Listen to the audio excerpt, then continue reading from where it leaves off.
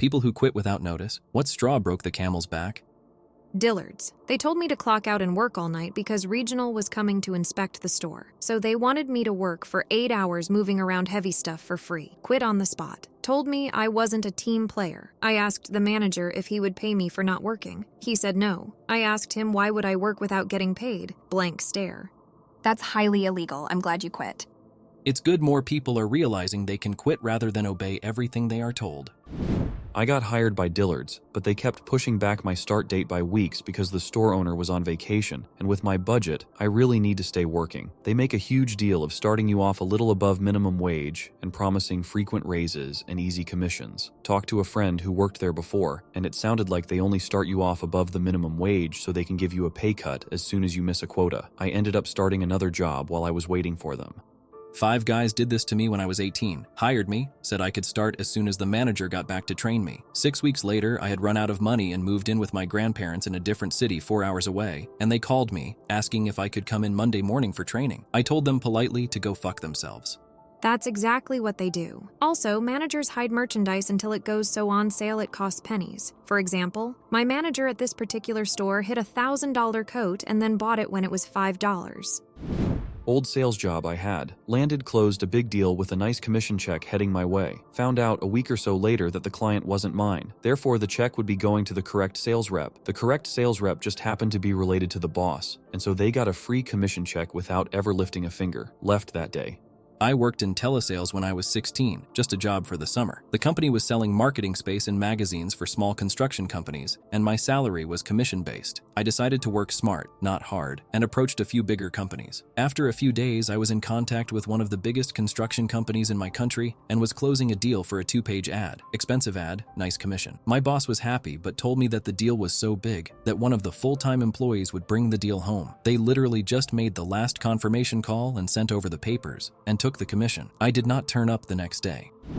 Friend of mine, 18 at the time, had the exact same situation happen to a T, but with a more petty and positive outcome. Fortunately for him, his dad worked in sales his entire life, so he knew how to navigate this. When he told his dad he had landed a major tech company for a full print ad, think Microsoft Big, his dad told him to keep it a complete secret until the closing date, and if anyone, especially the senior sales reps, asked about anything, to just lie. He did all the contacting himself, and his dad helped him with all the paperwork and important phone calls. Luckily, he said no one really expected much from him and thus didn't ever bother him. Day rolls around to finalize the deal. My friend does the closing call and sends the finalized and signed paperwork to be filed. Secretary in charge of filing and setting up commissions is flabbergasted, but files for the commission payment anyways. Boss sees it roll around his desk about 2 days later and is absolutely steaming. Fires my friend on the spot for risking such a big deal as a part-time child. Friend doesn't give 2 shits. Friend's dad had discovered that this particular company had a guaranteed on commissions, regardless of change of heart for customers. Employer was legally required to pay him the commission, and on top of that, friend called the big company and told them he was fired, and they immediately pulled out of the ad. Ex-boss tried to sue him, but it went nowhere.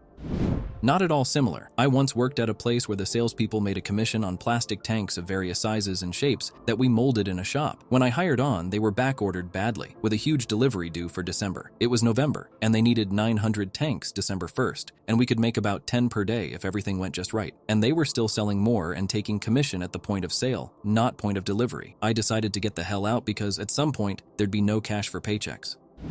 My dad died right before Christmas. I was already scheduled for a week off for family travel. HR said I could add 3 more days for funeral services so we could have it after the holiday. I came back and received a call from HR. The woman apologized and said she needed to ask but would make it brief. She asked if my dad actually died. I told her yes, and she apologized again and said she didn't need anything else. Then the office manager called me into her office to tell me my boss had been telling people she thought I was faking it to get more time off. My boss was horrible in general and relied on me to do the majority of her work, which is what led her to creating the story about my dad not actually dying. She was hoping I'd be called back early from my trip. I had been interviewing for a job at another company and got an offer the day I got back. I called from my desk and accepted the offer, then packed my things and left. That is disgusting. Good on you for leaving. Fuck them.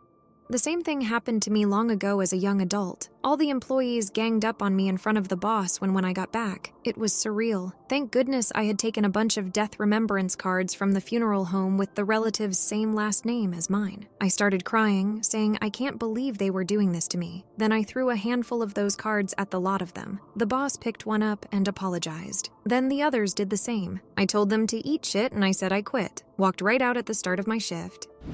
I've always thought when I hear stories like this, isn't it a better idea to have someone lie about this and get away, over accusing someone grieving of lying? I feel like a lot of bosses forget that a little kindness can go a long way with employees, but I suppose employee retention isn't something businesses care about anymore. In regards to retention, the ones I've seen struggling to find good help are also the ones who refuse to think they might be part of the problem.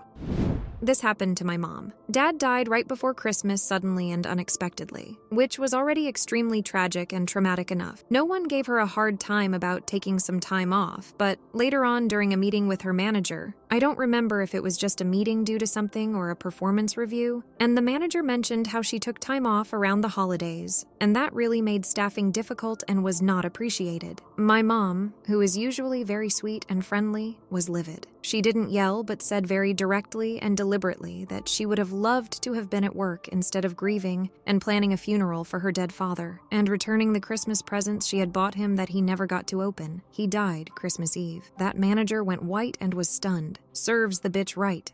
I couldn't imagine this. My brother died last year out of nowhere. My office mandated company-wide that I, under no circumstances, be bothered for anything work-related. I work in an extremely hectic and demanding environment. After a few weeks, the CEO called and just asked that if I was ready to come back by X date to start my next project already scheduled before everything happened to reply to the client. It worked out in their favor. I came back after the funeral and worked 7 days a week for 7 months straight to avoid feeling anything. Skipped every holiday from June till now. Finally going to take some time off next month.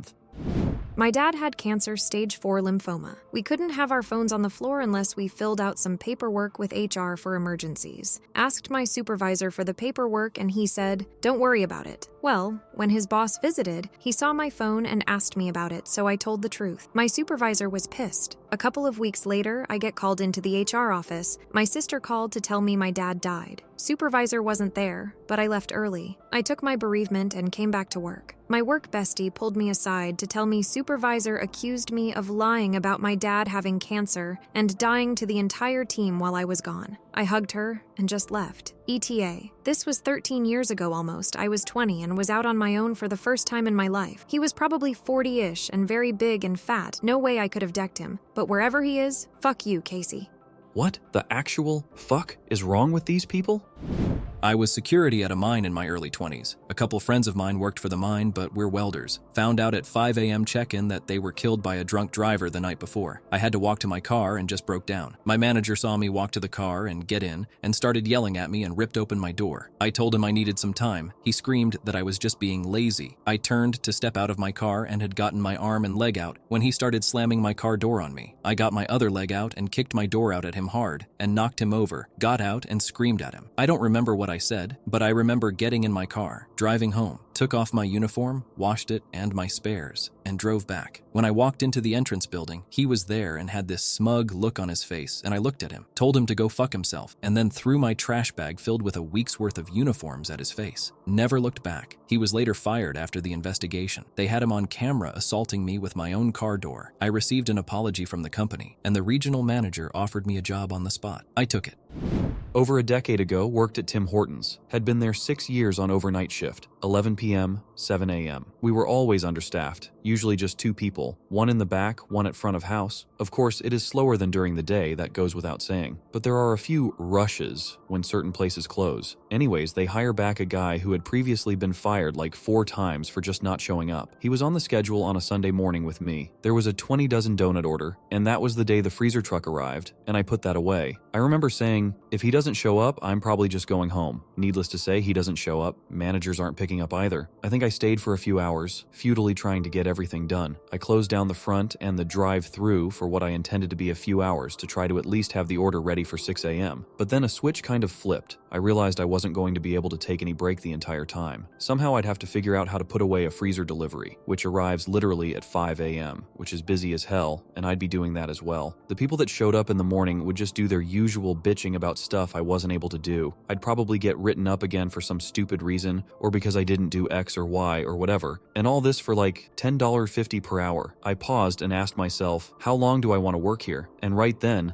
a bunch of drunk kids were knocking on the door, apparently confused why the lights were off and the door was locked, because that's an enigma. I decided 6 years is enough and went home. I'm from Ontario, so I know what a late-night shift at Tim's looks like. Holy hell, 6 years? Typically, it's a gig that most people do for a year or two until they can move on to something else. Yeah, that was the original plan for me as well, which was probably part of it too. My supervisor there had a master's degree and only started working there until she got a job in her field, but had been there for like 20 years. The crazy thing is that my sleep schedule is still kind of fucked up from it over a decade later. They never gave me the raise they promised me 3 months before. Then a manager tried to criticize me for not doing something that wasn't even my responsibility. I cursed him out, then cursed the main plant manager out in our meeting and left. About 3 days later, the plant manager called and asked why I haven't been to work. He thought I was just venting and left for the day. I told him I said I fucking quit. No sure how that wasn't clear.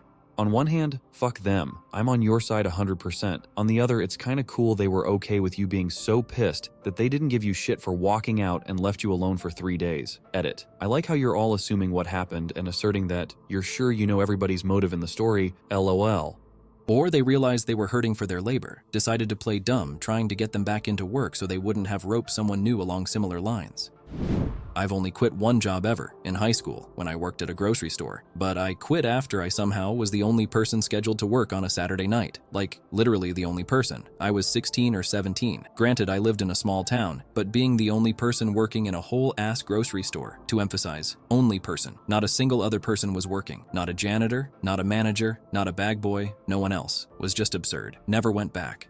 Similar happened to me. I got a job at a gas station over Christmas. I'd been there a day, and I was scheduled to work Christmas Day. I didn't like it, but such is the job. I figured I'd be there with at least one other person since I had very, very limited training on the register. Nope, manager was in a huge hurry to leave as soon as I got there and laid the news on me that someone would be there with me but about 5 hours from my start time. Don't worry, you won't be busy Christmas Day. You'll be fine. The store was pretty dead until about 4, then all hell broke loose. I had people lined up through the store winding around the aisles, people trying to pay with checks, people buying lottery tickets, angry people just leaving money on the counter and leaving, people trying to get gas and having card issues. I was just hitting buttons on the register to get it to move on. I didn't give a fuck after trying to deal with this for an hour. To top it off, the person who was supposed to be in was late. I just about locked up and left, but she wandered in. As soon as she walked in, I fucking left. I just told her that register might be off and I'm out. Never went back. This bitch kept on bragging about how she never washed her hands. Yet the upper management continued to promote her. I worked in the factory that made every donut for every Dunkin' in Michigan. And yes, I mean literally bragged about not washing her hands. Do not, I repeat, do not purchase any product from Dunkin' in Michigan. If you ever order anything from Dunkin' in Michigan that has frosting or sprinkles on it, in any way, shape, or form, you are touching food product from a disgusting cunt who bitches other people out for calling her out for not washing her hands. I know this sounds overly dramatic, but it's true. Heard my boss talking about my mom, who did not work for the company, on the phone to HR while at work. She said my mom was a nut job and went on to lie about how she had plans to replace me for the last few weeks. She was deeply paranoid, and earlier that week she'd gotten wind that I was looking for a second job closer to home, which caused us to have a long talk where I kept having to reassure her I had no plans to quit, but just her assuming I would quit had made her turn on me like that after 6 years of working together, including multiple major work events, like COVID. So somehow she went from begging me not to leave to the next day, telling HR she had plans to fire me for weeks. But it was what she said about my mom during that same call that broke the camel's back. My mom was in deep grieving at the time, having found her boyfriend dead on the floor on her birthday, and I had confided in my boss that I was spending a lot of energy trying to help my mom and that it was causing me stress. As soon as I heard her say that, I packed up my desk, walked over to HR and told them everything I'd heard, and quit when they said they didn't have any other positions open elsewhere in the company and said they wouldn't take action against my boss.